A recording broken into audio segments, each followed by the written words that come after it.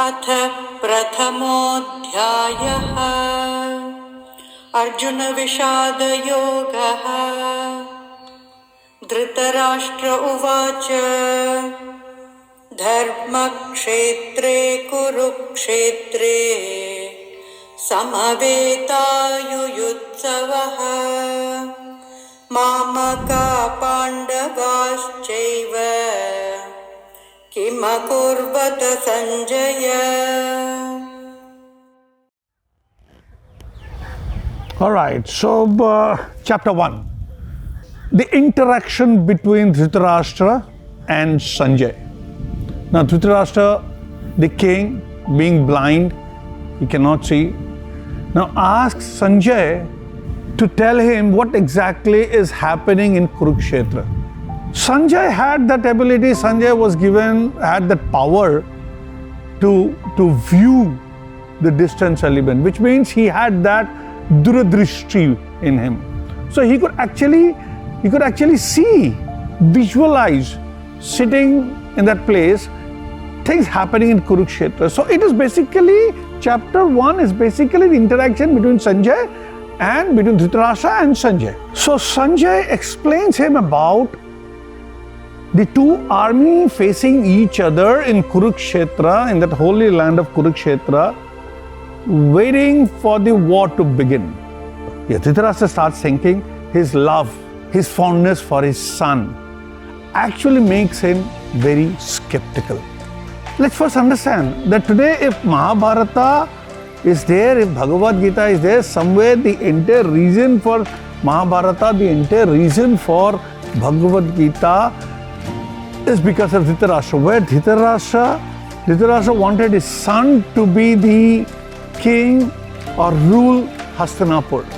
Though this war was inevitable, but then still he wanted the war to continue. Dhritarashtra somewhere, got deviated from the virtue, from the line of virtue, the way he shown injustice towards Pandavas, where Pandavas should actually be ruling Hastinapur, but then he wanted his son to rule Hastinapur. So this element was going through his mind. Though he was not sure about the outcome of this Kurukshetra, however, he was also afraid that this holy land of Kurukshetra might draw a line of negotiation between the Pandavas and the Kauravas, negotiating on a win-win line. So he was afraid about the negotiation that might take place. Dhritarashtra always wanted this particular war to go on. So, what is the learning out of this chapter 1? What is the wisdom that we get out of chapter 1? There are two things that I have concluded with. There are two things that I understood out of this chapter 1. The way Dhritarashtra has been thinking, his fondness for his child, right? Though there were a lot of things going inside his mind. Now the number one thing is our parental virtue. We as parents, what lessons do we give to our children? Are we correct from our end? Are we ethical?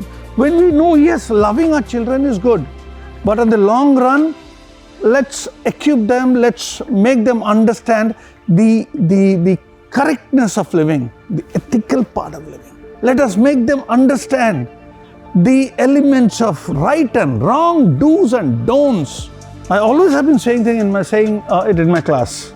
You might have great father, you might have great teacher with you, you might have a great coach with you, you might be educated, you might be from a very well-known school, college, from an institution.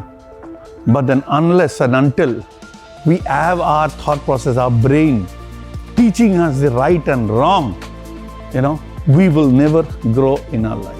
That parent with the right virtue has to be there within us. The teacher with the right virtue has to be there within us. Correct? That coach with the right virtue has to be there within us. Number 2 is that parental element should be there within us. We should be able to think the right and wrong. We should be able to focus on the good and bad. We should be able to take that right thing that is needed, that is essential for us to grow. Yes, everybody would like to have a great life. Everybody would like to have a quality life, quality living. However, that love for ourselves, that love for our dear ones shouldn't again pull us down from the line of virtue. I'm again and again repeating the line of virtue. Wait for the second chapter, understand and implement it in our life. The line of virtue is very, very, very, very important. Thank you.